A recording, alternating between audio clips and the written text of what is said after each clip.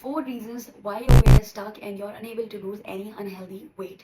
First of all, you're taking less calories than your body requires. What happens is that अक्सर हम ऐसी calorie deficit diets follow कर लेते हैं जो कि हमें वेट लॉस में हेल्प करने के बजाय हमारे वेट को स्टक कर देती हैं. Second reason is that you're doing too much heavy exercises and there is no resistance training at all.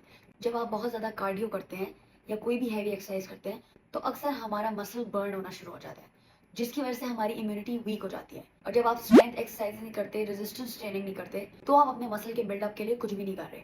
सो उसकी वजह से क्योंकि मसल बर्न हो रहे हैं तो आपका वेट स्टक हो गया. Third reason is that you are not taking your night sleep.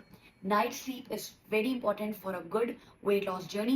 So make sure if you want to lose weight, have a very good night sleep. Fourth reason is that your metabolism is slow. To boost your metabolism, you need to do moderate exercise. You need to make sure you're taking